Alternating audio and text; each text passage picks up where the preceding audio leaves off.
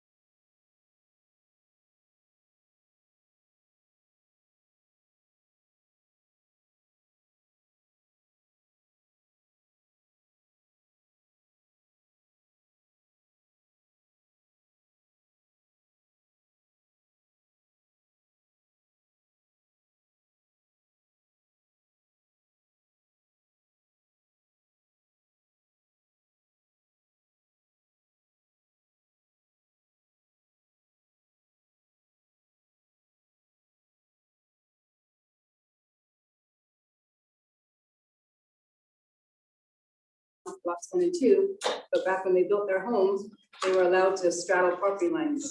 So their house straddles the property line, and they also are straddling a public utility easement. So with this is the existing plat showing the 2 lots and the public utility easement down the middle. So now they want to come in and make a basement entrance. They're not going to do an apartment or anything, they just want a basement entrance. Well, they found out they can't do that because they have an illegal structure straddling the property line, which is not allowed. So that's what they're taking care of now. They're combining 2 lots into 1, and then they can go ahead and go with the remodel and do their basement entrance. And they're also vacating the easement. And they have letters from all 5 utilities. And this is what this house looks like. And you again are the final approving authority on this. Any questions on this one? So we'd be crazy not to approve this, right? Yeah. Yeah, structures cannot straddle. There's no interpretation. We do have several of these on this. They were built in the 70s, 80s. So let's vote nay and see what happens. Just for entertainment value. Yeah. City attorneys don't have enough to do. All right, 3.4. So there have been some concerns that some massage establishments have been used as fronts for prostitution and human trafficking.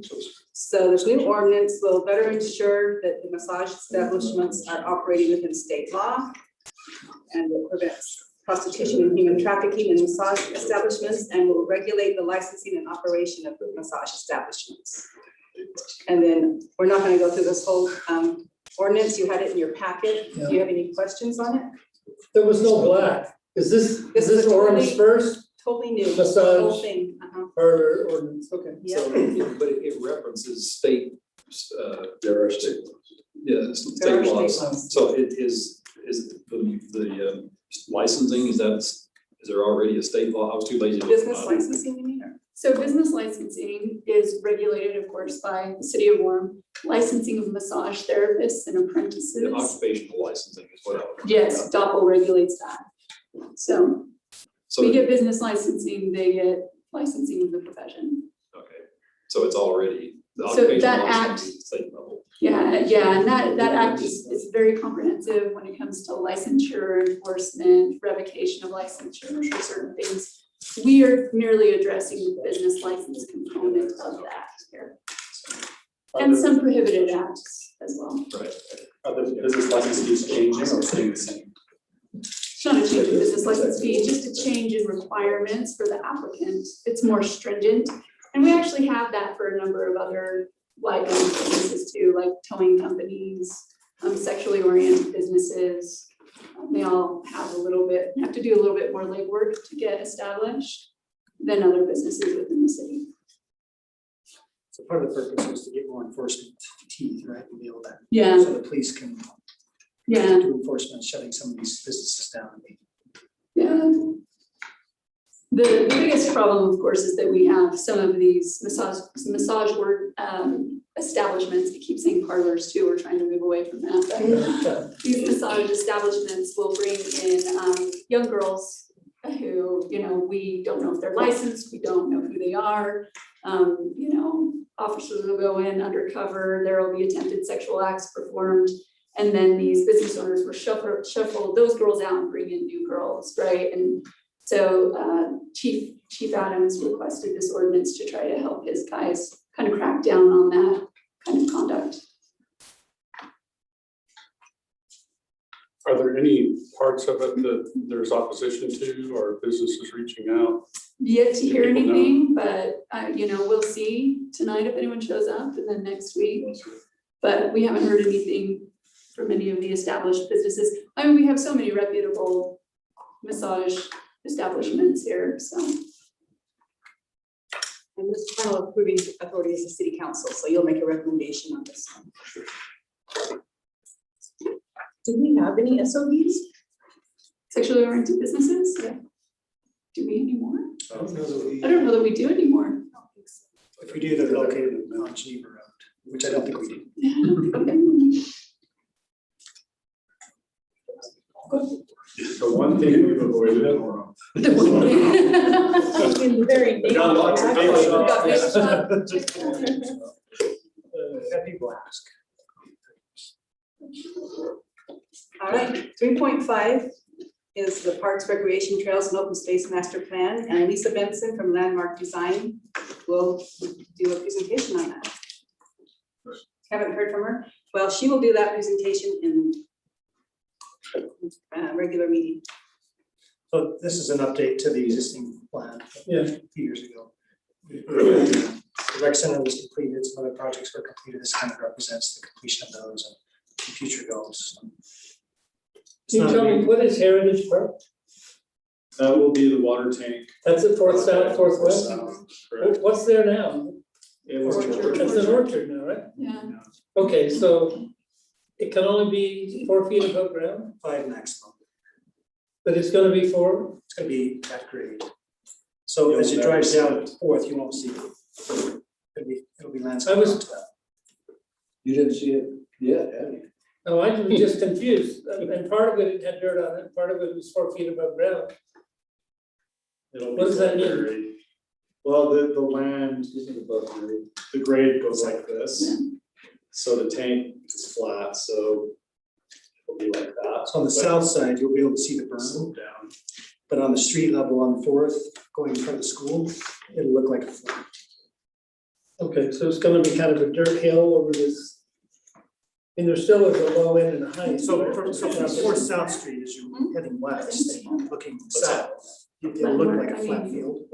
If you went on the other side, you'd be able to see the berm coming up. So But it because becomes, the ground slopes, yeah, it's flat from sidewalk to the south, but there is a small berm on the south side. and there'll just be a little bit of dirt on top of it, I guess, right? And it'll be, Not enough to replant stuff on. they'll have some plantings on it. Can't put a pine tree on it, though, right? No. It'll be Although I shrubs. see pine trees in the mountains that grow in mustard, trim that up. Aspens. Those two rocks. They don't go deep. Okay, Aspen said it was root construction. So they you can see they've been working on this for It a long goes, time. it goes sideways, not down. Anything else? That's it, 4:02. I thought she was gonna be taking some time, so I guess she's not.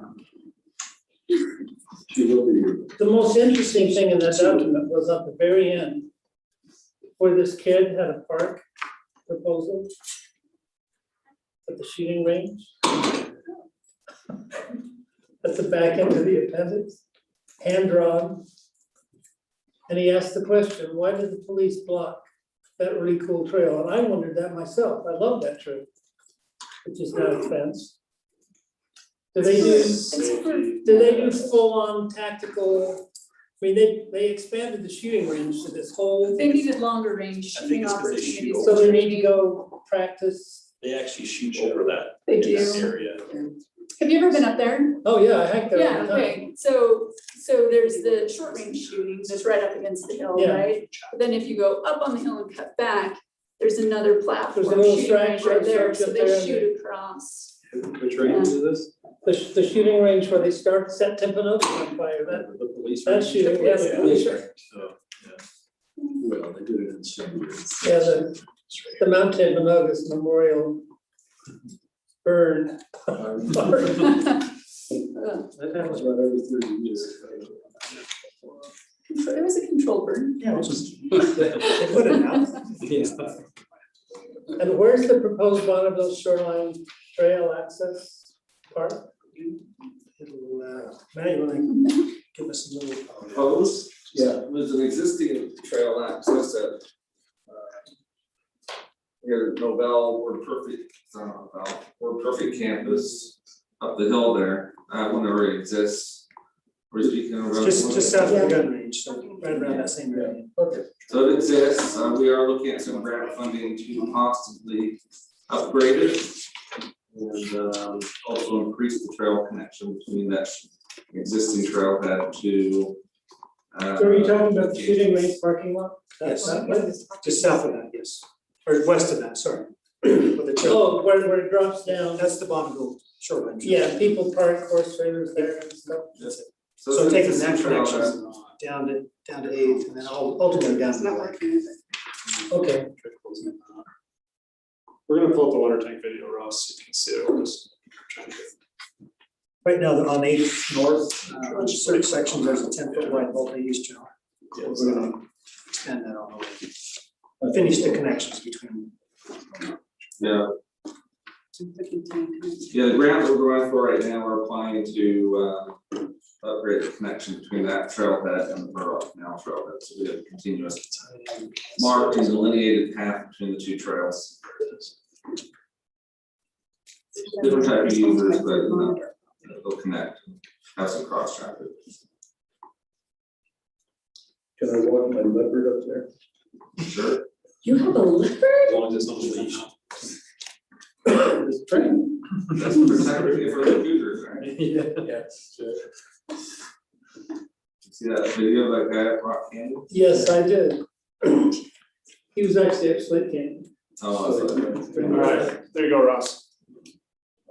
That's the 3D rendering of it. Wait, which one is this? This is the water tank. Okay.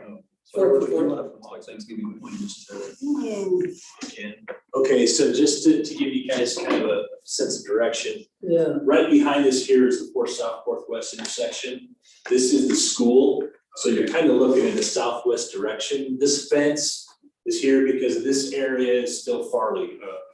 Farley still owns this 1.5 acre piece, so he's still gonna reside in that area, but that little L-shaped piece that goes up to the intersection, we're actually gonna be putting in the well and the pump station. So that's what these two buildings are, parking lot, a well, and pump station. Okay. So we'll fly now, westerly. So can we get a good burger there? The barn.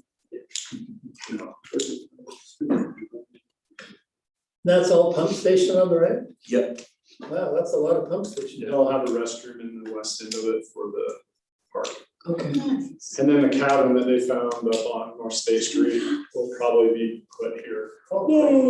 They'll be removing that this week, next week, probably. 1886, I think is the year.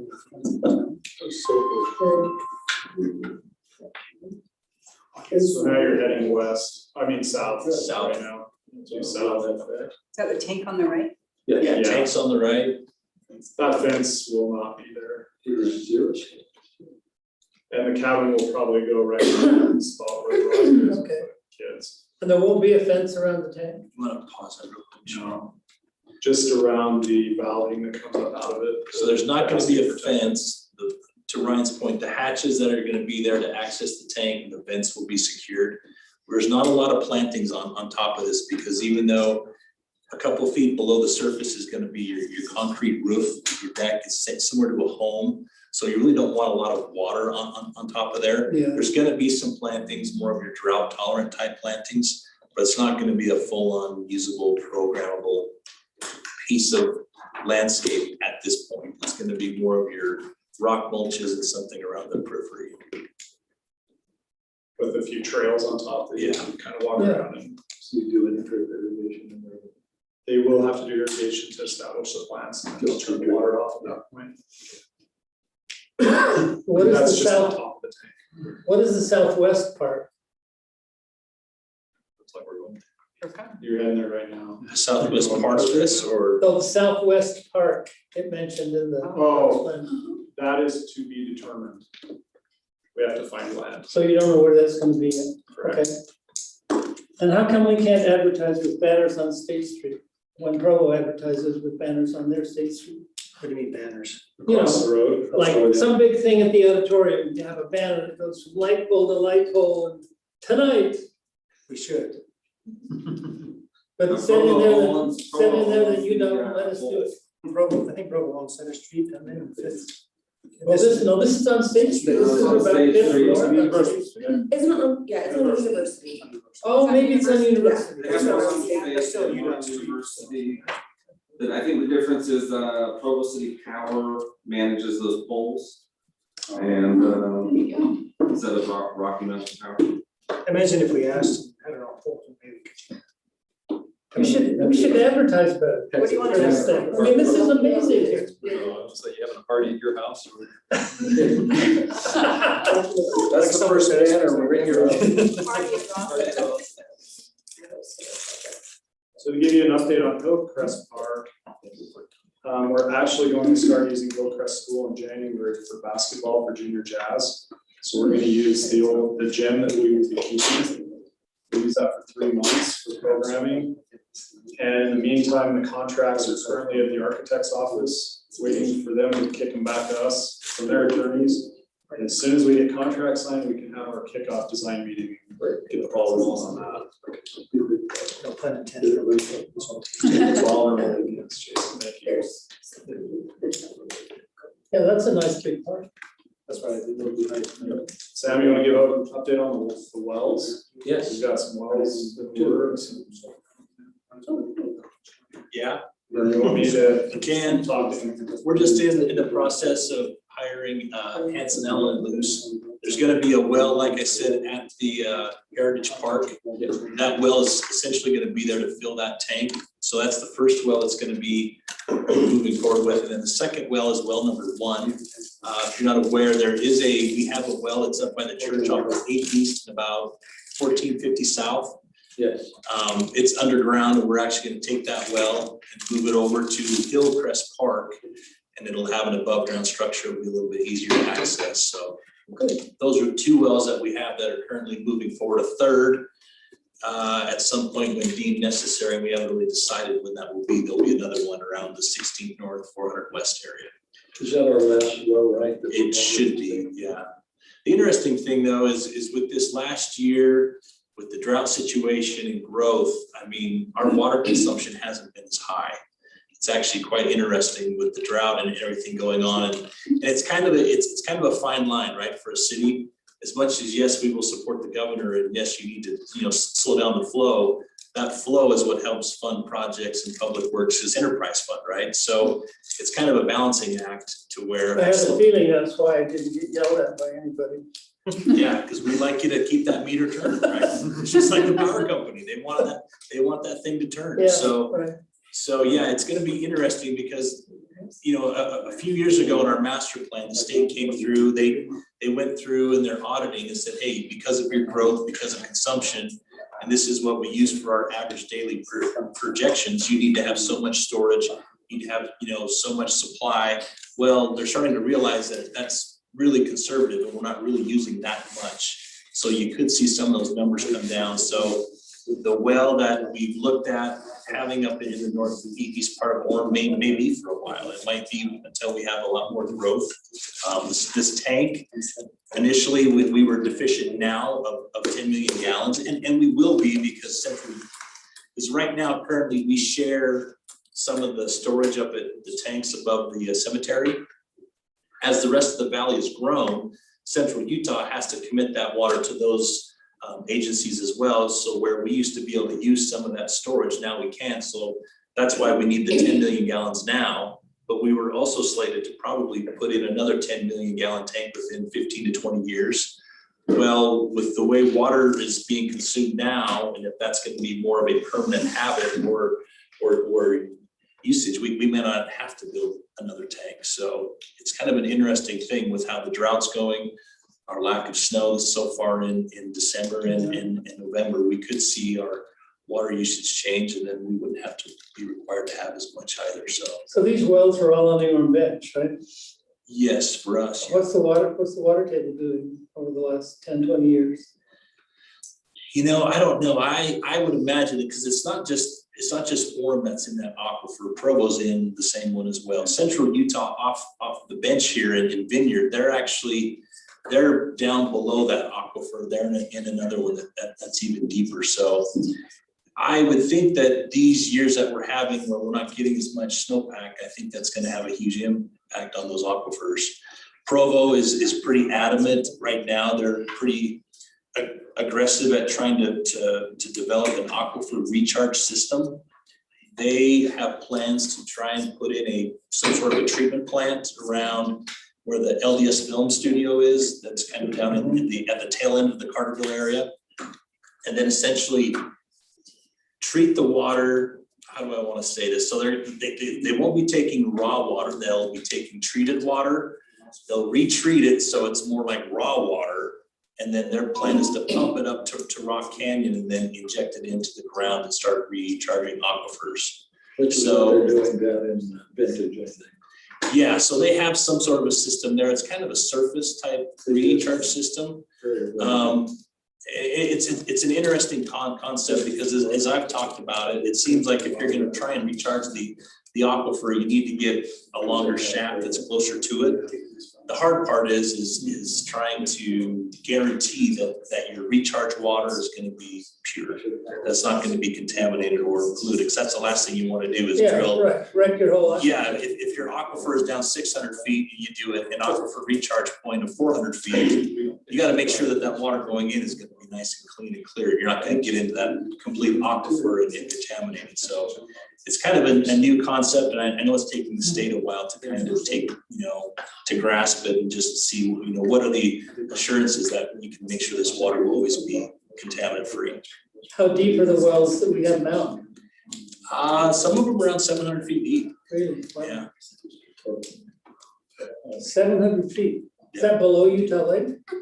Yeah. Yeah. A question, are all of Orland's water rights perfected? I mean, have we put all of the water rights to form on paper? Are they all wet water rights? I don't know that for sure. I know they just went through a huge adjudication process, so, I mean, Heather might know. Yeah, and honestly, most of our water rights are actually owned by the Metropolitan Water District of Orem. Oh, that's correct. Yeah, but there has been a large adjudication in the area, and it's been an ongoing process that we've been participating in, so. What drainage are we in here in Orland? Where's our water come from? Out of which drainage?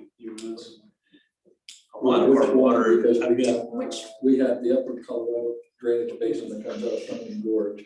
And I know that central Utah was supposed to have built an aquifer of some kind that came over to drop water into our area here. And I don't know if that's part of Strawberry, I think. Trial Lake, we have some water rights out of Trial Lake. in that area. So, but don't most of ours come from, both of the reservoirs, or Jordanelle? Yeah, it's mostly big. Yeah, both of those. it's the Above Jordan. that is, why isn't Reed here? Reed would know right Trial off. Is it? I know Trial's one of them. Yeah, Well, Trial Lake feeds right into the Provo. Yeah, it's correct. Upper Provo there. Water is interesting in Utah. it is. It's a very lucrative commodity in Utah. Oh, yes. Yeah. Do you all know about that little spring that comes off the southern corner of Timpanogos? Which Little one? pipe that comes down The Alta and Spring. snakes all the way across. Yeah. Is We that have ours Alta or is that? Springs up there, we've Central got a Utah. number of springs up there. That's ours. Yeah, I met a guy from Orem City up there. He got up there in a four-wheeler. I was hiking up there one day. He was looking for bullet holes in the pipe and was gonna put bolts in them to plug them up. Yeah.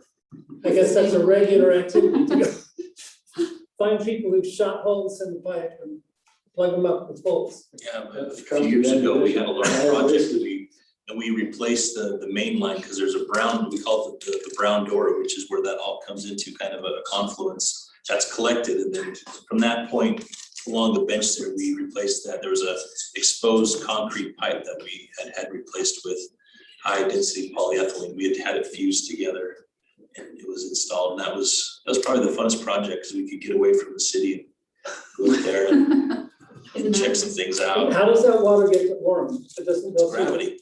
I know, but it can't go through the tanks. We don't It use any actually- water out of those tanks? We have some upper tanks that comes to above the. Oh, the upper tanks there. Those are orange. treatment. It's a pristine source. The only thing they really do is they just give it a little bit of chlorine and then it goes straight into the Yeah, system. I would drink it. I'd drink it right out of the mountainside. Yeah, So we're it's- having, with central Utah, with their big tanks up above, their treatments, they're going to be dispersing that water in other areas. Right now, Orem is parking water up there for use. Well, we participated in the 20 million gallon tank. I think we purchased 10 million gallons of that storage. So we have a bandwidth, if you will, of storage in there. So that's what we have. And while other cities were coming online and gonna buy into that project, then they will get so much, but until they've come online, we've been able to use their storage. But now that they're coming online, that's why we have to produce. Now, do they have to pay Orem? Yeah, we have to pay ourselves back. at the current rate. Sure. The Alta Springs is pretty cool because you open the brown door and it's just coming right out of the rocks. Yeah. It's really neat. And it just pulls down pipe. That was originally built when? I know time seems 40s. It was a ditch and it was Yeah, it's called laid, the Alta Ditch on the map. yeah, and it was laid with, there wasn't any surveying back in the day. It was actually, they used a gun barrel. And that's how they laid that little thing to grade, and it goes up top, then it goes actually down through Johnson's hole, it goes down and then comes back up. Yeah. Then it goes around Around the corner. to the tank. Yeah, it was a cool project. Water is amazing, and I'm glad Warren, somebody had a lot of foresight back in the, I think, 1920. 1861. Yeah, 1920s, that's when they started getting really, really aggressive with water right purchasing. I know that we had the 1861 was the first, and then you had 1880, 1887, 1897 was a big one, 1903, 1919. Yeah. And 1933. It's just amazing to look at the history. There's some visionaries out there. Yeah, people were smart. And they even knew the flows in, and they knew they had more irrigable land than they had water to irrigate. And so they say, okay, first in line, first in time. first Yeah, in- first thing, yeah.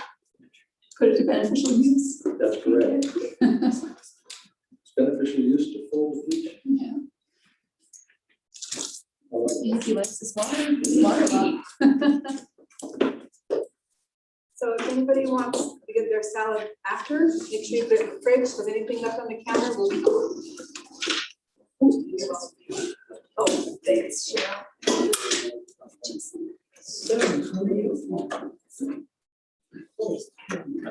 That's not bad. I mean, yeah, what do you think about it? You've got that well, it's on, what is it, 90, right before it drops down.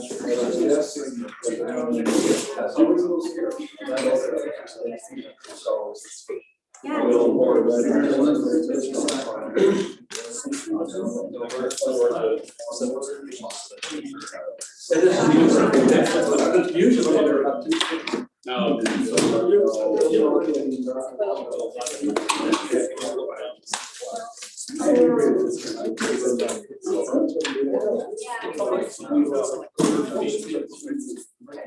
Yeah. I've been told that if you really know what you're doing, you can cross the process. Yeah? When I was a kid, we were up at water skiing, middle of lake.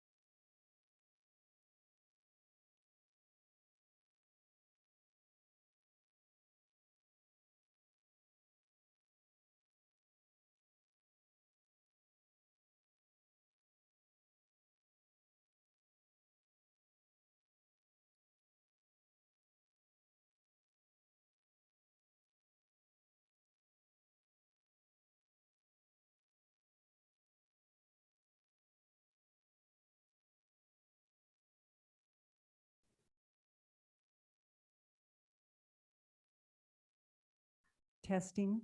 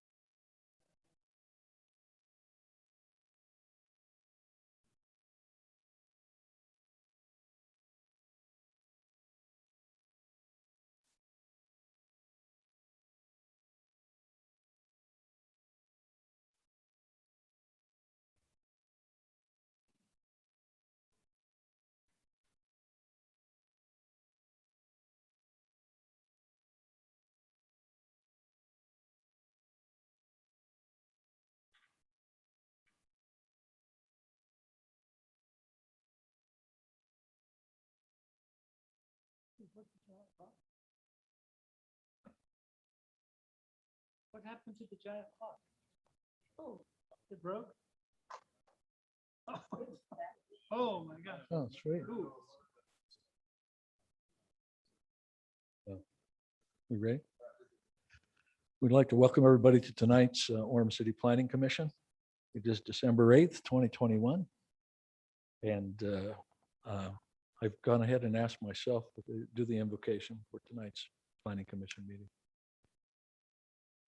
Father, we're thankful to meet here together as citizens, as city officials, and those of us who volunteer on the Planning Commission.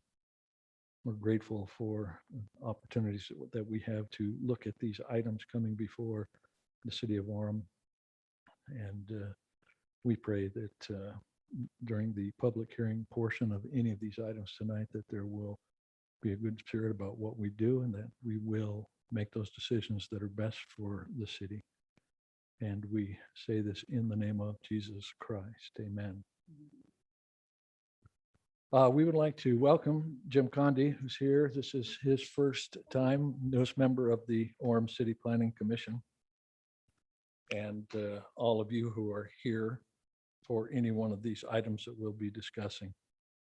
In fact, Cheryl, we'll go ahead and start if you'd like to do, please. All right, item 3.1. The Devon 2 is a 4-story residential project with 235 units and amenity deck with a pool connected to a 4-story parking structure. It's located in the PD 34 zone, which is the mall, University Place, and this will be on the corner of 8th East and 8th South. So in the PD 34 zone, the within 50 feet of 800 South and 800 East, there is a limited common area, and the maximum building height in this area is 45 feet high.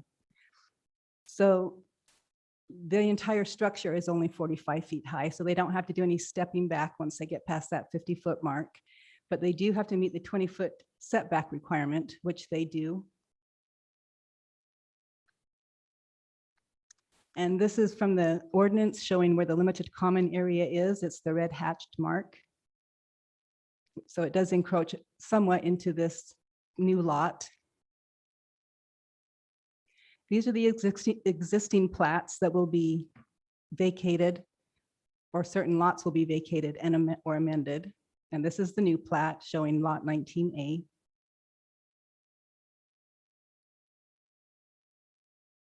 This is the landscaping plan. And these are their elevations showing that the 45 feet from finished grade to top of typical parapet will be the highest that this building will go.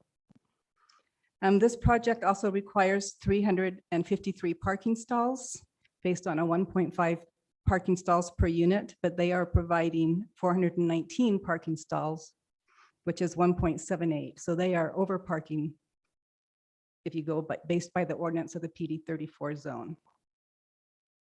These are more elevations. There's a concept elevations. And these are the floor plans. Like I said, there will be 4 levels on both the residential and the parking structures. There's a street view of what it looks like now, which is a vacant field. And staff recommends that the Planning Commission approve the site plan of University Place subdivision, Aston North Lot 19. And do you have any questions for me? Questions from the planning commission at all? Yeah, I have one. Usually when we worry about these parking ratios, we're kind of flying blind. We don't know how it's actually going to turn out. But these buildings are already here. So how is it working out? Well, what is the actual parking ratio of the apartments that are already there? That Well, are the already applicant is existing? here, correct? I believe so. Would you There like were- to address that? If you'd like, Sure. yeah, just come on. You can step up right there, Any of you or you can, can sit down, whatever you want. yeah, you can sit, you can stand. More than one of them. Should turn. So Chris Longson, representing the Woodbury Corporation. So to answer that question, the parking is working well. We can't, because we have a mixed use project, we have a big advantage of the, off hours that things work, but this one worked out that the way the parking deck was designed, that we were able to apply a little bit more than the required ratio. But overall, because of our blended parking ratios with the retail office and residential, the parking's working well on So site. like the Aston just south of this. Do you know Working- what the actual parking ratio there is? I don't recall what it was. It was greater than 1.5, but I don't remember what. Do you remember what it is, Artie? Yeah, Exactly. it's just over 1.5. All of the apartments are currently parked at just over 1.5. Like just or like 1.6 or something? Like 1.7? 1.51 or 1.52. something Oh, like just that. So barely. Just barely. However, all of the parking lot to the west of those projects is where, like Chris was mentioning, there's a shared parking Right. because of the nature of the ownership group there and how that works. So if we you ever have go- an if- overflow, I should do this. If you go out at 11 at night when Costco's closed, there are cars. there are that cars park in there. that Costco parking lot. Yes, when visitors come and so forth, and if we have overflow can't use the surface stalls, that are meant for visitors, there's too many, then it just flows into that. So And it's part of that shared parking arrangement. Okay. Would you say you have sufficient and to spare? I'd say we're good, and we have a lot more to be developed, between commercial and residential still in our overall master plan. And so, so far everything's working well with the it's Christmas time right now, so it can get a little jammed Oh, up, yeah. obviously with the retail, Yeah. but you design the parking ratios to meet those 3 days a year that are really crazy for parking, but So where is this one going to overflow to? It's not next to the shared parking, right? But you've got one building in between, but again, this is, designed as a community in here, and if there is overflow, they can park, in the parking to the west as well. So, but, again, this one's being parked at over 1.5 anyway, so. Yeah. Which exceeds the requirement, so.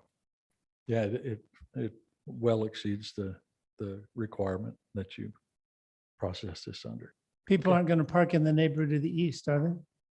I don't know why they would when they have such accessible parking right next to the building. Yeah, so. but I mean, how do they get in? How do they get into your building from the east? Are there On the- entrances? On the sidewalks. They Yeah, have but to- are north end, south end, is there an entrance in the middle? There will be a secondary entrance. The main lobby is on the west side of the building. So if you're a visitor, you have to come in that west entry. If you're a resident, okay. you can come in the other one. Okay, that's good. Access, so. Yeah, that's a good place to put it. Okay. Thank you. Welcome. Anything else? All right, let's entertain a motion. Should put that up there. I'll make that motion. Thanks, Marisa. I recommend that we approve vacating lot 16B of the University Mall U Place Aston Court subdivision, amend lot 1 of the University Place subdivision Aston North lot 17A and 18A, and approve the site plan in University Place subdivision Aston North lot 19 plat for Devon 2, located generally at 845 South, 750 East in the PD 34 zone. Do we have a second? A second. Gary is seconded. Let's go ahead and we'll start with you, Marisa. Aye. Hasten? Aye. Aye. Aye. Aye. Aye. It's passed. Thank you. Thank you for being here too. Let's go to item 3.2, please. All right. 3.2 is Sunset Meadows Estates Plat A. They're located on 1065 West, 1600 North. Taking two lots of records and platting them into one.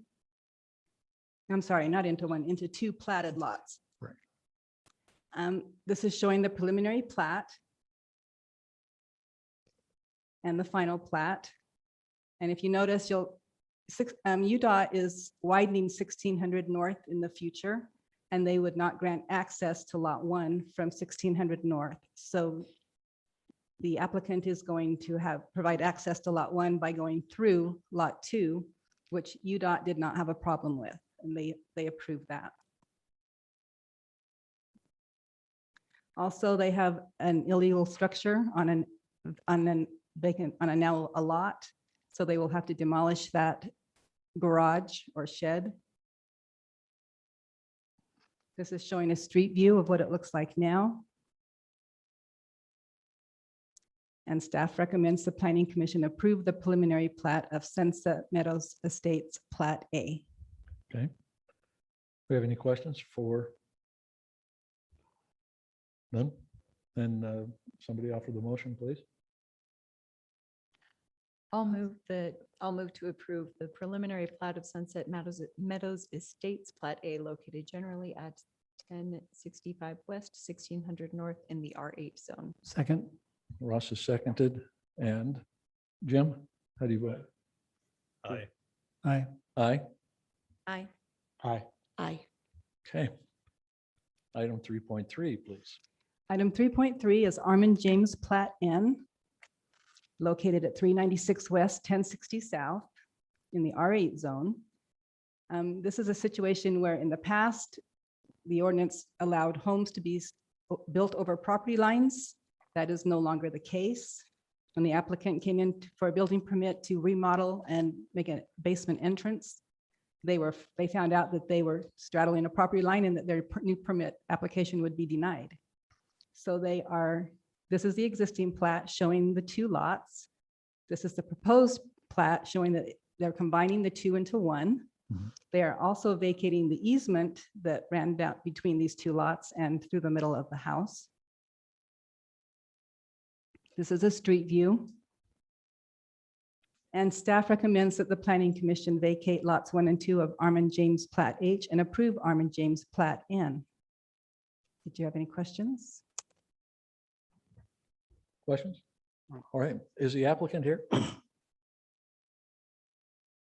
The applicant, the person, that's you? Do you have anything you'd like to add to that?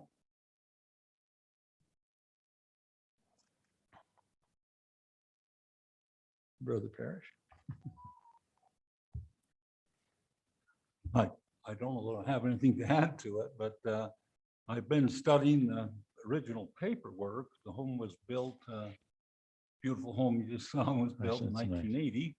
The whole subdivision is named Armand James. He's the one that built it and sold it to us. Very, very competent carpenter. I'm sure he had, what do you call it, where people go and check on it every week or two.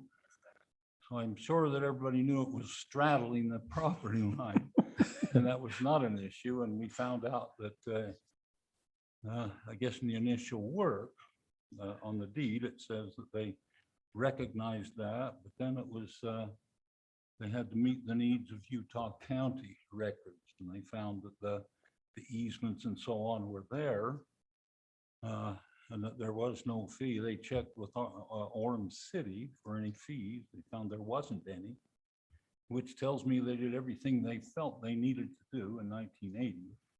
We bought the home in '84. We've been there ever since. We didn't know it was in violation of anything. And I don't think Armand did. Yeah, there's a lot of things that they've been finding out that that need to be cleaned up on the plat maps, but this is great. Do any of you have any questions for Mr. No. Parrish? No? I think we ought to fix it. Well, definitely. I'll make a but- motion. Well, can't do it. This is a. Oh, it's a hearing. public hearing. This is That's- a public hearing. Can't do. Is there anyone, we'll open the public hearing portion right now. Is there anyone that'd like to comment on this other than what Mr. Parrish has already spoken to us about? No one's making the move. We'll close the public hearing portion of this. We'll turn it back to the commission for a motion. All right, I'll make a motion. Thank you, Ross. I move that the planning commission approve the that the planning commission vacate lots 1 and 2. We have to on- send a Oh, recommendation. Does this have to go to the city council? Does this? No, this doesn't. All right. Good. I move that the planning commission vacate lots 1 and 2 of Armand James Plat H and approve Armand James Plat N located generally at 396 west, 1060 south in the R8 zone. Second. Hasem second. And we'll start with Maurice again. Aye. Aye. Aye. Aye. Aye. Aye. Heck, yeah, all right. I think That's we an should- aye. We should switch. Thanks, Thank you Ellen. very much. Appreciate you being here. Thanks, Sister Perry. All of you guys. Well, let's go to item 3.4. All right, item 3.4, massage establishments. So we are enacting a new section of the code, 12.514, massage establishments. There were some concerns that some massage establishments have been used as a front for prostitution and human trafficking. So this new ordinance will better ensure that the massage establishments in the city are operating in conformance with Utah state law, prevent acts of prostitution or human trafficking in massage establishments, and regulate the licensing and operation of massage establishments in the city. And the whole thing is a new ordinance. Excuse me. And I won't go over the whole ordinance, but if you have any questions, I'd be happy to answer any questions. This is a recommendation to the city council. And they have to be appropriate questions too, brethren. Yes. So the definition of a massage establishment, I know physical therapy places do massages for, There's an exception written into the ordinance that deals with that exact issue. Doctors, physical therapists, it's a reference to the state law. So they're not covered by this? they are not covered by Okay. this. So I can still go to No, the place I go to and get my back fixed? no, As you far as I can't. know. Worried about I don't know where you go. Oh, so if they're a licensed physical therapist, then they're not one of these, right? Yeah, a licensed physical therapist does not fall underneath these business licensing provisions. Okay. Yes. Are there any other questions from the commission? This is a public hearing because we are adding to the code. And we're wondering if anybody from who's here would like to comment. We'll open the public hearing portion of this. And The last of the public just left. yes, so we will close the public hearing portion of this. And would you put it up? So, and I will make the motion on this one. That that the planning commission forward a positive recommendation to the city council to enact section 12-5-14 massage establishments of the Orem City Code. Second? Second, we have Barry Beachy, Marisa. We'll start. Jim. Oh, was that Jim? Okay, Jim Yeah, wins. that's great. That's okay. That's how So- it's done. Jim, your vote on this? Aye. Aye. Aye. Aye. Aye. Thank you. That's a good vote. 3.5, please. 3.5 is Parks, Recreation, Trails, and Open Space Master Plan. And Lisa Benson from Landmark Design will do the presentation on this one, I believe. It may take a minute to get her zoomed in. Oh. I'm not sure. It'll take a miracle for this to work. Can you guys hear me? Yes, we can. Okay, I just need to see how to share my screen. I'm not seeing the option quite. Oh, here we go. Okay. Okay, can you all see that? Wait, here we go. They haven't yet broke the president, but okay. Okay, so you can see the presentation? No, we cannot see it yet. No. Well, isn't this the presentation No, she has? this is- Because we this see is her up in Cheryl's the slide. corner. Now Yeah, that's we have right. it now. There Yeah, it is. she was- Okay, okay, perfect. Well, thank you everyone for the opportunity to present the draft Parks, Recreation and Trails Master Plan update. So this is an interim update of the plan that was completed in 2017. The city has, in this time frame, made a significant number of accomplishments. The major one on that being the upgrades to the fitness center. But you can see a whole list of achievements that have been made since that plan was adopted. And so the city just felt like it was a good time to revisit the master plan and see where everybody's priorities are at now moving forward. So one of the, well, let's just dive in real quick. So the plan is features 6 chapters. We've added an additional chapter in this go around, the arts and culture section, which is now chapter 4. We wanted to acknowledge all of those efforts that are going on in the city and make sure that we wrapped that into this process as well. One of the first steps in the update process was to reach out to Y2 Analytics, who conducted the last community survey for the previous plan, and see where everyone is at now, because what came out of that last one was all about the recreation center, all about the fitness center. So we wanted to touch base, see where everyone was at now. And you can see from this slide shows the results of asking people's satisfaction on the city's provision of parks, recreation programs, and trails. You can see that parks has kind of the top approval. People are the most happy with the provision of parks. Recreation programs are pretty well satisfactory as well. You can see though that trails seem to be lagging. So that seems to be where the city might need to focus in the next go around. Some other major results that came out of that survey, people want to see upgrades to existing parks more than building new parks. So it was kind of an 80-20 split there. So that was a pretty significant support for upgrading your existing parks. Something to keep in mind too is that this survey was fielded while we were still somewhat in lockdown. So people were, trying to get outside more. They were using parks more and trails more, and that's reflected in these survey results. The surveys showed that park usage had grown, trail usage had grown. Walkability to parks is still one of the most important priorities of residents. That came out in the last survey, and that was still strongly supported in this survey. People are also finding different ways to meet their recreation needs, not just with the fitness center, but also using trails and other recreational activities within the community. Comparing those survey results, this question was really interesting. It asked people to allocate a hypothetical $100 to their recreation priorities. And in 2017 on the right, the top priority was upgrading the Orem Fitness Center. Following that, the next three priorities were walking and biking trails, acquiring large natural open spaces, and then upgrading existing parks and playgrounds. And if we look at the new survey results, obviously the fitness center improvements drop out of there. So walking and biking trails rose to the top, but I think it was interesting that upgrading your existing parks and playgrounds kind of flip-flopped with the acquisition of large natural open spaces. And maybe that's a little bit of that COVID factor influence in there as well. So we started by looking at your updated demographics.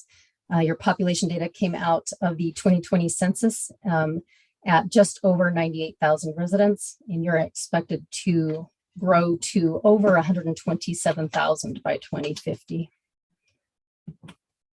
Also taking a look at how your age groups are trending over time.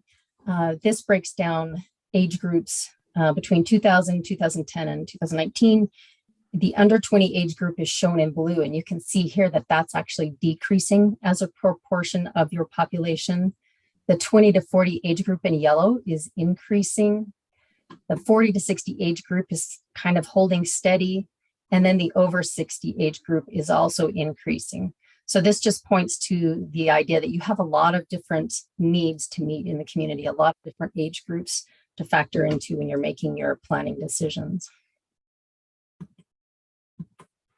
Diving into parks, as part of the update, we went in and updated all of your mapping, just making sure that we had documented any additional facilities that you had. This reflects all of your existing parks and recreation facilities.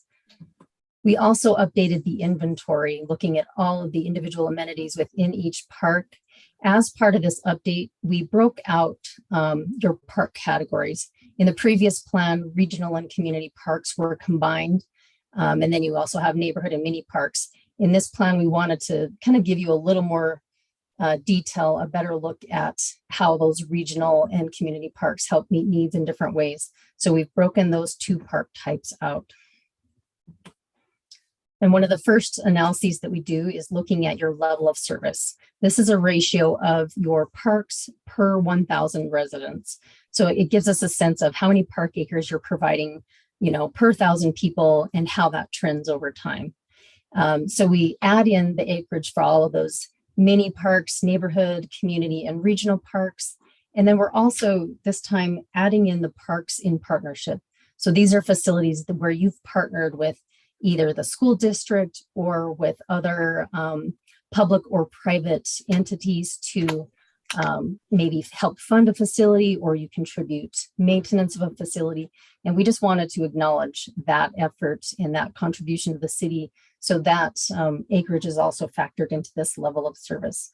So right now you have just shy of 300 acres of park acres used for the level of service.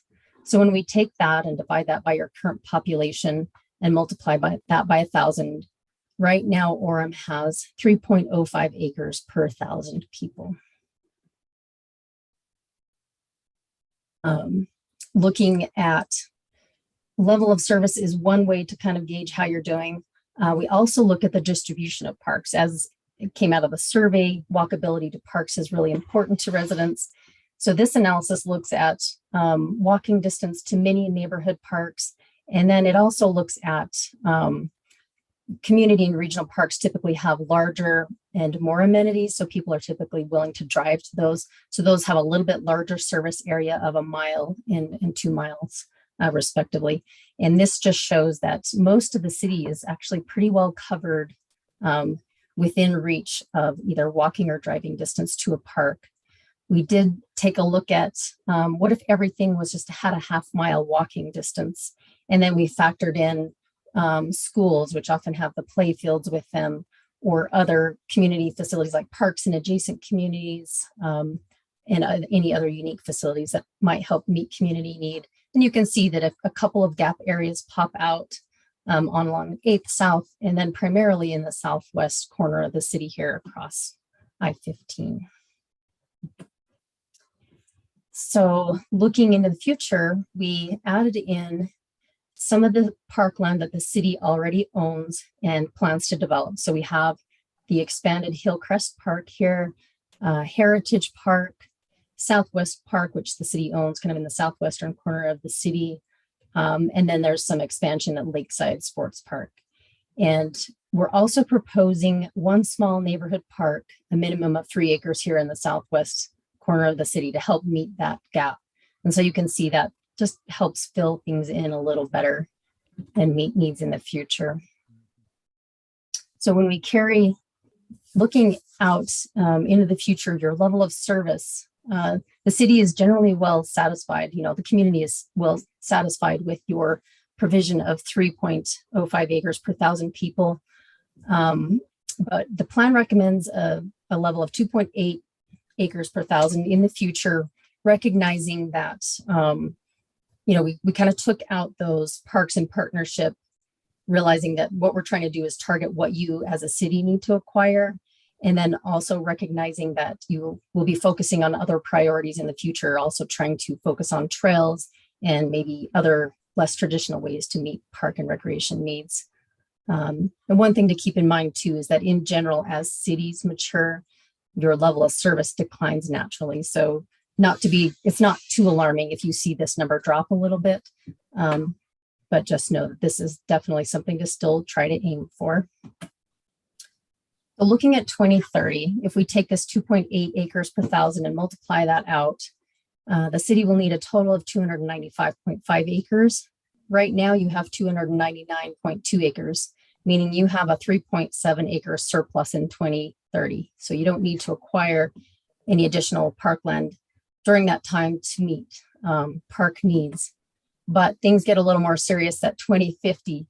You're going to need a total of 357 acres. And we subtract out your existing park acres, take out your 17.5 acres of land that you already own that you need to develop by 2050. So you don't need to acquire this land, but you do need to develop that. And again, that's Hillcrest, Lakeside, Southwest, and Heritage. This also accounts for your 3 acres that you need to fill that gap area in the southwest corner of the city. So subtracting all of that out, the city will still need to acquire and develop an additional 37.3 acres. So this is pretty significant. Even though you don't need this acreage by 2030, the sooner you can acquire the parkland, the better, because, you know, land value never really goes down. Some ways to think about meeting recreation needs that are a little less traditional in the future. The city is evaluating detention basins within the community. You know, can you add a playground or a multi-sport court or something in detention basins, or looking at nature parks, maybe along the lake shore, or other more urban type parks, as you see here on the bottom, like community gardens or plazas. All of these can help meet recreation needs. They just may not fit into that traditional park category.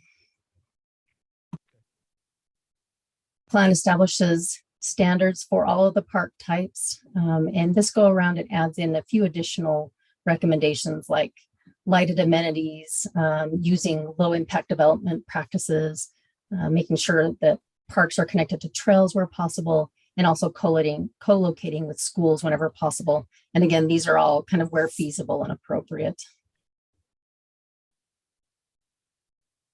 Looking at recreation and community events, again, your big achievement since the last plan was making those improvements to the Orem Fitness Center. So that was a remarkable achievement in the interim, and the plan acknowledges that effort. Looking at recreation priorities through the survey, you can see here that athletic courts and recreational programs kind of fall towards the middle to the bottom of the list. Again, those other priorities above that, you know, trails, improvements to parks, and then open spaces. So in general, people seem to be satisfied with the recreation provision and options within the city. Some suggestions did come out of the survey for additional facilities or programs, and you can see those here. Dog parks, pickleball courts, splash pads, some of these you're going to hit with Hillcrest Park, hopefully. Again, trails and a gun range. And then looking at programming and events, programs for children and teens. And then looking at maybe adding some additional outdoor events and festivals for the community. Arts and culture, this chapter really focuses on highlighting all the good work that's going on and the great partnerships that you have in the community already, with Sarah and the Hale Center Theater, Norda, all of those great options, and an amazing amount of programming being offered to the community already. Some of the recommendations include continuing to support the Arts Council so that you can expand and add to those programs where it makes sense. Implementing the public arts requirements in that arts district. And then also using art, events, programming, public art as a creative placemaking tool and as a community development tool as you move forward and grow. And then exploring the feasibility of adding additional staff to help manage some of these programs and events. Looking at trails, the plan supports and kind of builds on the bike ped plan from 2010, which is due for an update soon.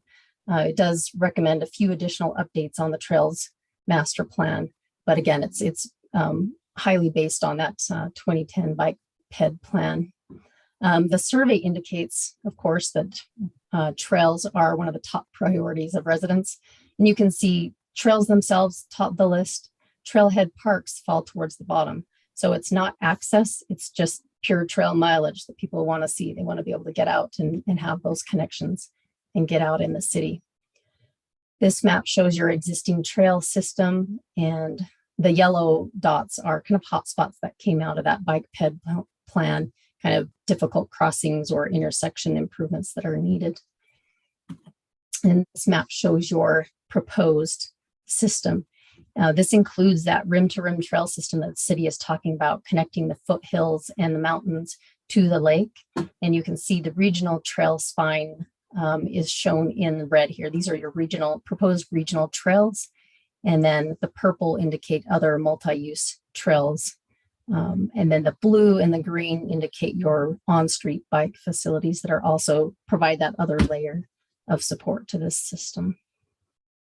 And there are a series of proposed trailheads as well. This diagram summarizes the mileage that's being proposed by trail type. So bike lanes, you would be almost tripling your current bike lanes, and then doubling your regional and local multi-use paths. So really expanding the network and giving people some good options for connection through the community. Looking at how to bring this all to fruition, implementation, again, areas of focus, expanding that trail network, upgrading your existing parks, and then securing additional parkland as soon as possible. And this can be through negotiations with developers. It doesn't have to be outright purchase. And there are definitely ways to work to make that happen.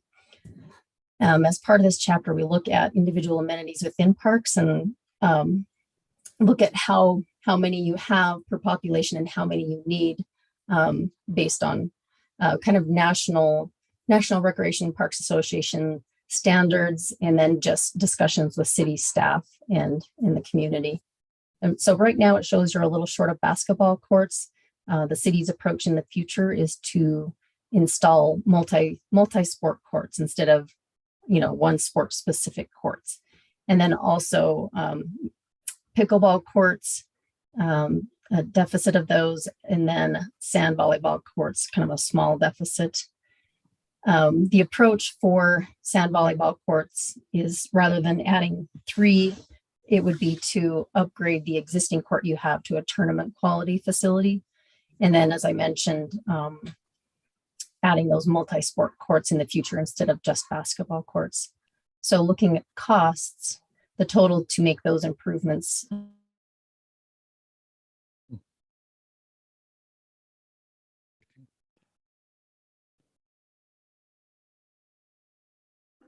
in the future, an acquisition cost of $575,000 per acre and $500,000 per acre development costs. These were based on discussions with city staff and kind of recent land acquisition costs. So again, you don't need to acquire any land by 2030 or develop. But looking out to 2050, that's where the bulk of your cost is going to come in. And so you have the cost to develop your currently planned parks. And this is only showing 9.6 acres, and that's because Hillcrest Park is already funded and underway. So 4.8 million there. And then the cost to acquire and develop that 3-acre neighborhood park in the southwest corner, 3.2 million. And then the additional 37.3 acres that you need to acquire and develop right now is at just over $40 million.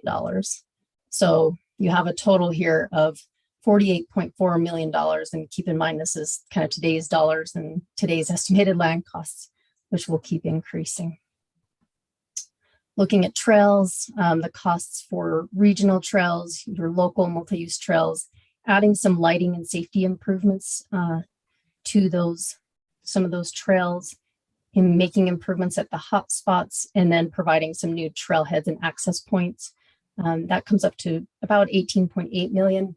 This assumes that any bike lane or route improvements would be part of street improvements, so those costs are not included here. Looking overall, adding all of that up, it's about 67.3 million for both the parks and trails improvements. So it's definitely significant.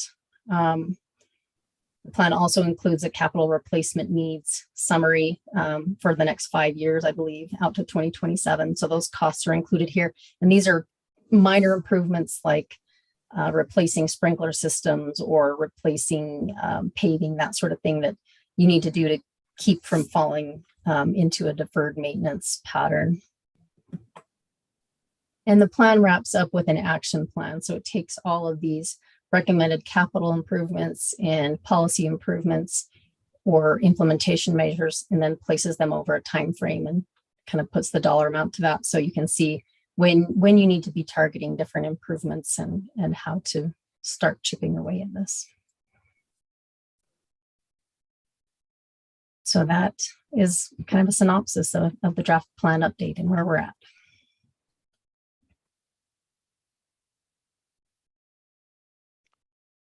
Thank you, Lisa. Do you have any questions for her? I do. Go ahead. Orem's population is growing mostly by going up in apartments because we're pretty much landlocked. Right. Where's 37 acres going to come from? That's the big question, right? And like I talked about, Parks are sideways and housing is vertical. Right. Well, there are a lot of non-traditional ways you can look at it. Some communities are doing parks on rooftops. That's one way to do it, or some of these more urban type parks that I mentioned. And part of it might be just a larger community park kind of in the southwest portion of the city where you might still have a little bit of open land right now, making sure to negotiate with developers as part of that process to see, secure as large of a park as you can. And part of it is just maybe accepting the fact that you might not meet that level in the future, but it's a good target to shoot for. Lisa, this is Ryan Clark. If I could jump in a little bit. One thing that's going on the west side of Orem is the Wakara Way Trail. And that'll open up a lot of ground down there, and Orem owns a significant parcel, and there may be a way to incorporate some of that in as open space as well and do some amenities, but time will tell on that. But they did have their first kickoff meeting. What are the what part of Orem is that? It'll be down around the lake. Oh, So Orem goes to the lake? we do down around the golf course. Oh, yeah. Oh, that's and in right. southwest Okay. Orem. Okay. So on that map there, that kind of brownish reddish line on the far left, Yeah. that is down around where that alignment would be. Okay. Well, I was impressed with how thorough this is. I got hit at one of these hot spots on my bike. So you picked that one up. Can we go back to the population projection? You bet. How realistic is that? 105, 540. I mean, we have in the master plan that we have how many people will be moving to Orem every year? Jason, how many is projected to move to Orem?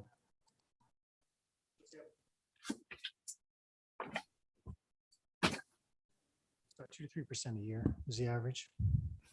Okay. Over the last 10 years, Orem grew about 10,000 people, so about 1,000 a year. 1,000 a year. Yeah, they're projecting it less here. One thing that may shift, and we don't know, that remains to be seen, but the average household size is down significantly. It's about 3.2. Grant just looked all of this data up. Grant, do you know what it was 10 years or maybe 30 years ago versus today? So if people start having more children, that could also create more population. But right now in Utah, people are having less children, so that's gonna slowing the continue. growth rate. Aren't we too. also dealing with in Orem too? We have an aging population. I mean, pretty much. And as they retire, shall we say, to another sphere, we're getting younger families moving into those homes with larger families rather than 2 or 1. All of a sudden, we have another 6 or 7. So I've seen it on my own street. 5 homes just on my short block and a half long street have turned over in the past 3 months and adding to the population of Orem, by the way. Brian, did you want that number? Yeah, I think this is realistic. So 1980, 3.51 was the household size per occupied household. That doesn't count for vacant households. 2020 projection based off of early census data is 3.28. 1980 to 1990, 1990 was 3.82, 2003 was 3.61, 2010, 3.53. So it kind of grew 1980, 1990, and kind of starting to taper down a little bit. That's kind of a statewide trend as well. Okay. All right. I'm just curious about the, sorry, the map that had the little uncovered area in the very south. It's on. The area, yeah, is that all zone commercial down there? No, that's residential too down in that southwest area. That's, oh yeah, that's further south than. Yeah, the Is that Southwest- OS3 or something? Southwest is OS5, which is a OS5. holding zone. So it's Yeah. still pending Okay. any type of residential zone, but right now it's a holding zone. I don't have a good feel for this. How many acres is that roughly in that light yellow area down there? In the Southwest area, let's say 100 plus. I don't know exactly off the top of my head, but there's But there's Well, if each one of substantial. to make a dent in the 37, a bunch of that would have to be park. Yeah, and there is a potential because there's a lot of area that's not currently annexed to the city that is potentially coming into the city that could be part of a Okay. nature preserve, nature park, those types Yeah, of things. that'd be nice. And to give you kind of an idea, these circles that they've drawn on here, Ross, they're half-mile pivots. And so it's a mile. And just figure cutting off the corners, that's about 600 acres. Yeah, right. Okay. Well, you're the, 640. well, 600 because you're cutting the corners off. Well, no, a square mile is 640. Yes, it is. I'm sorry, I'm just It's trying a to make section. sense of some of the numbers. Can we go back to that projection again? I don't have the presentation. Okay. So, but 2040, about 117,000. I'm just looking at the State Street Master Plan. Where it shows that we're projected to increase 25,000 people by 2040. The Mountain Land Association of Government projects that Orem will need to add nearly 25,000 more residents. I guess the numbers are not far off. And again, these are projections, right? They're not Yeah. Big error bars. estimations. Yeah. So, Lisa, maybe you could share where did this data come from? What was the basis of it? This is MAG data for the projections. Thank you. Shauna is at fault on this. Coworkers. I would point out that the walkability, the trails and walkability being so high is, I think it's a bit indicative of the safety of our streets and how safe they feel to walk. Those buffers that you put around the parks are great, but if you look at, instead of just a blob down there, the actual distance, walking distance, especially if you use a safe crossing as opposed to, crossing them in the middle of the street, you'd Increase. shrink that a Yeah. little bit. That's true.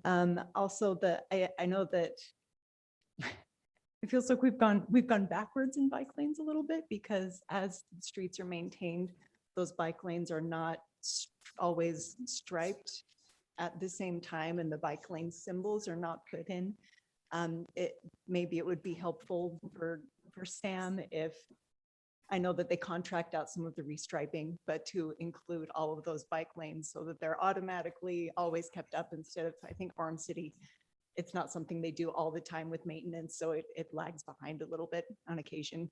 Also, bike lanes aren't really trails. No, they're not. People, they're not.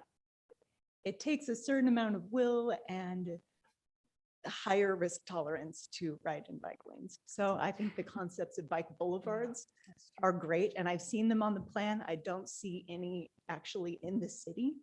So I think that's a big place where we could expand friendly places to bike and walk without spending a ton of money. Also, I believe that as there are some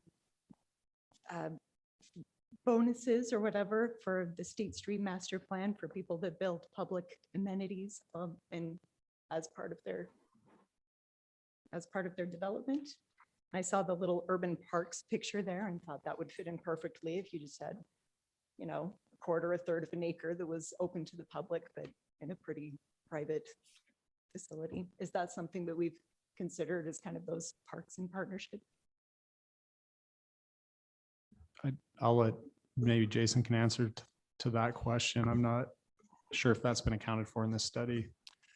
I don't know if it's been accounted for in the study. The master plan does allow for. It's possible though. Yeah, it is Okay. possible. And we require a certain percentage, at least 10% of their open space to be open to the public. Mhm. So that, you know, along the corridors or the landscaped area or the courtyards or things like that would be open to the public, which would count towards open space. Right, because like a buffered sidewalk, the buffer doesn't feel like a place you'd play, but there is a lot of potential for other Right. spaces that are Internal. that are right, friendly. yep, Yeah. yep. I will say, Shauna, that what we've learned from the Murdoch Canal Trail is how popular trails are now in the community. The community's learned to use them. They love them. We are working with Vineyard to extend 800 North all the way down to the Front Runner Station with the hope that eventually that will tie into Wakara Way. And basically we'll have a loop down to Provo with phase 2 of that project. So you'll be able to do a round route through the county, through Provo or up the river, down 8th North, along the lake. That's the long-term goal. It's awesome. Lots of fun stuff. I wish there was something big going through the middle of town, but there's nowhere to put it anymore. Sadly. If we were a new That's okay. city like Saratoga Springs and Eagle Mountain, we could have, planned those. So I think I have a comment similar to Shauna's kind of the ending comments with the master plan. And forgive me, I'm the new guy. I have a lot to learn here. As we have areas that are, the intention is higher density housing, is there planned park spaces in those areas? I know we have the heat map that shows a 1 mile walking radius for the general population, but is there additional near the higher density where there's more people? Additional acreage planned or part of the master plan set aside? As far as the city purchasing property, I'm not aware of that as part of that. It would be more of a private public partnership with a developer. But as far as city buying properties around those, I'm not aware of that currently. But the developer is required to provide so much open space to the public, correct, Jason? If residential is involved, right? So somebody could develop in the district straight up commercial, which does not require open space. Okay. Then second question, there were a lot of numbers in here budget wise. I'm not familiar with the city budgets. I assume that's all fiscally responsible. Yes, city is. Okay.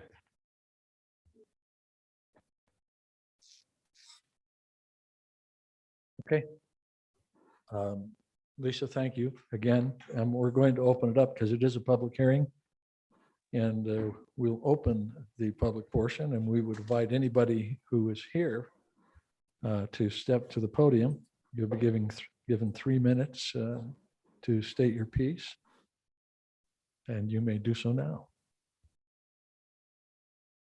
And as there is no motion, we will close the public hearing portion of this meeting and bring it back to the commission for a motion. There we go. I move that the planning commission provide a positive recommendation to the city council regarding the approval of the city of Orem Parks Recreation Trails and Open Space Master Plan and adopting the updated plan in Appendix G of the Orem City General Plan. I'll second. Marisa seconds. We'll start with you, Marisa. Aye. Aye. Aye. Aye. Aye. Aye. Thank you. Thank you again, Lisa. Appreciate the presentation very much. Thank you. A lot of work. Thank you. It's a lot of work. Well, let's go to item 4.1. I'll do that, and that's to review and approve the 2022 Planning Commission calendar. Do we have anything to see that, or did we just get to look at it? I don't have anything to show you. Okay. I should have, so but I we didn't s- think of it. It was there. Well, we assume it's about every 2 weeks. It's the first and third Wednesday of every month, Yes. except in April. Because of Jan- spring break, there won't be one. In And- January, right? First week in January, we've not. So it's only one in January as well. We one in Yeah. January, Yeah. one in April, and one in December. Right. It'll be the first Wednesday in December, and that'll be it. Everything else is the first and third Wednesday. We've gotten in trouble in the past for having planning commission on spring break during Alpine school. So we've basically eliminated it that week. So that's why we're not holding it. You wouldn't? No. Thank you. Well, then, let me make a motion then that we approve the 2022 Planning Commission calendar as it has currently been presented to us. Second. Second by Marisa. Jim? Aye. Aye. Aye. Aye. Aye. Aye. Next, item 4.2, the minutes. I did look through them. They were entertaining. Do you have any additions or corrections that the commission would like to make to those at all? Then let's have a motion, if we might. I move that we approve the minutes from November 3rd, 2021. And Second. Nick, you got it. Hey, some seconds. Let's see, where do we start? Oh, Jim, we started with you. Marisa? Aye. Aye. Aye. Aye. Aye. Aye. All right. Ryan, have you anything for us? Nothing more to add. I think we covered most of it during the meeting. Just Merry Christmas to all of you. Thank you for your service this last year. We greatly appreciate your unpaid work other than food and your one day of work, Jim. But it's great to have a full commission again, and we look forward to working with you the next year. So Oh, thank thank you. I you. hope you have a great Christmas, great New Year's. And I know our staff wishes you the best. So appreciate your help. Thank you. I think I speak for all of us how much we enjoy working with you too on this. Great. So then I'll make a motion that we adjourn this meeting until January. Second. Second by Barry. In favor, Marisa? Aye. Aye. Aye. Aye. Aye. Aye. Yeah. Oh, well. Oh, my God. Just say nay, but we still beat you. Aye. Where's Thank the you. ejector seat button? Shut off your monitors, okay? I motion to adjourn. Barry gave a second. I shall sign the papers.